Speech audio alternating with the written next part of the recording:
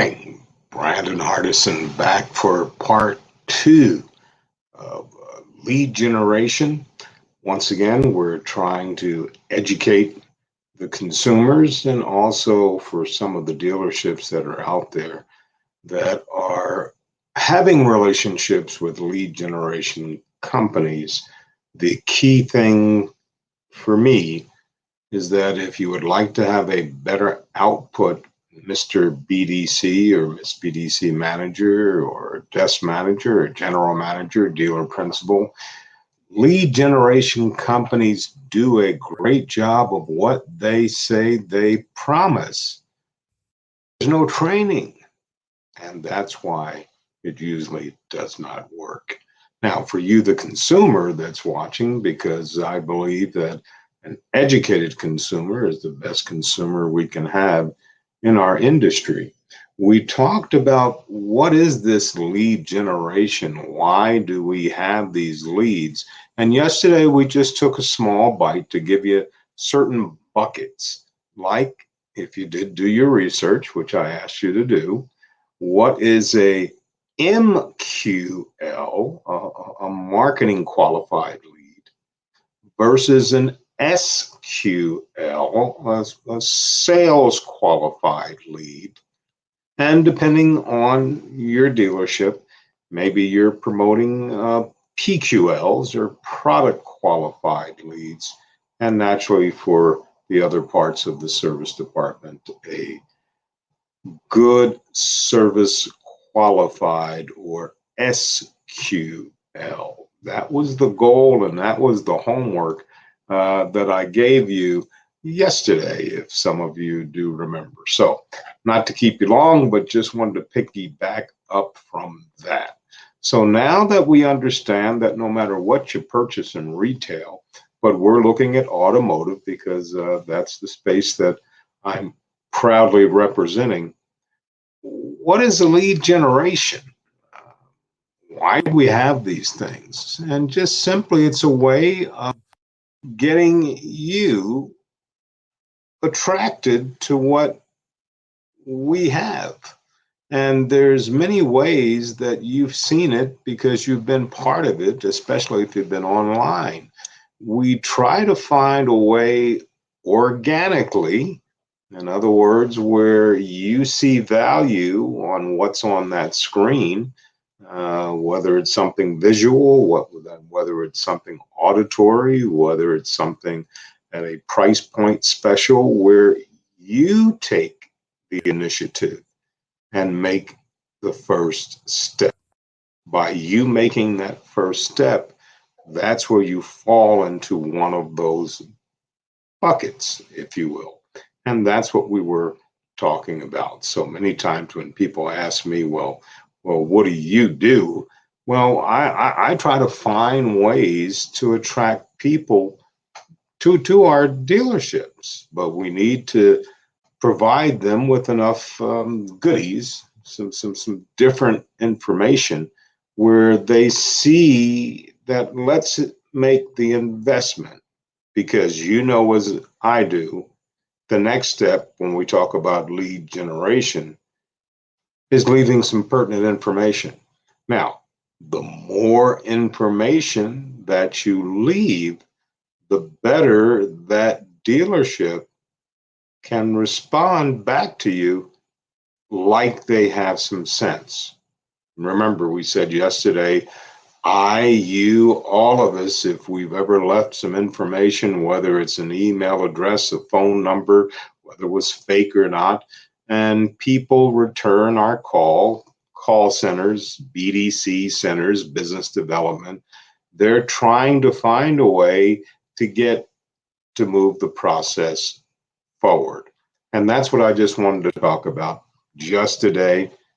Do your research about it. So today is lead generation process. So the steps that we go through. There has to be an attraction, like we said before. There's got to be something out there, a shining piece of glass. We call it goodies or whatever you want to look at, where you're going to take the time to look at it see some value for you, and through that blog of knowledge, through some keywords, through a picture, through something that they said auditory, it sparked your interest to hear more. So we've attracted you enough where you're going to leave us some information. Now you're in one of these buckets that we talked about yesterday. And now, how do we take this attraction? You're now a visitor. And how do we now move forward? In our industry, once we have some information, and once again, more is better, now there has to be what we call a CTA, very simple call to action, more basic. What do we do next now that we have this information? Now, depending on how and where the information was picked up, usually it's a landing page on somebody's website. We know what we need to do to move forward. If there was some type of offer, some goodie to give away, we may request for some additional information before we give you that goodie, a percentage off on something, a free test ride, whatever. But now we have you as a visitor. Once you come to our world and hit that landing page, we should be happy. Now, lead generation companies can't get on them. They did their job. They used their creativity, they used their marketing, they used their way where that customer found entrance to come, interest, if you will, to come to your dealership's landing page. And they did what they said they were going to do. They captured some of your information. Now, here's where the problem starts for someone like me.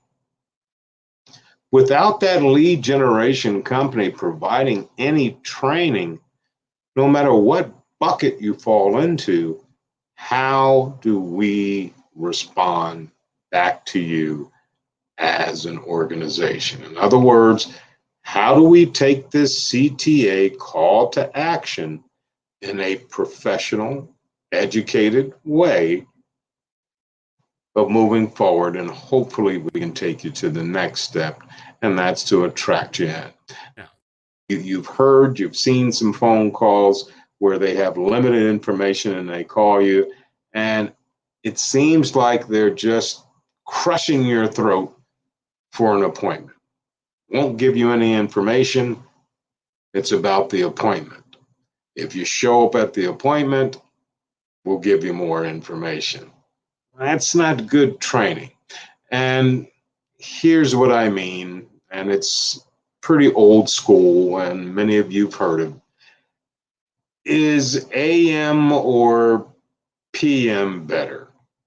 The person that can assist us moving forward, he's leaving, she's leaving at a certain time. We have to get it in before that, i.e., sense of urgency, just to get you to commit to the next call to action.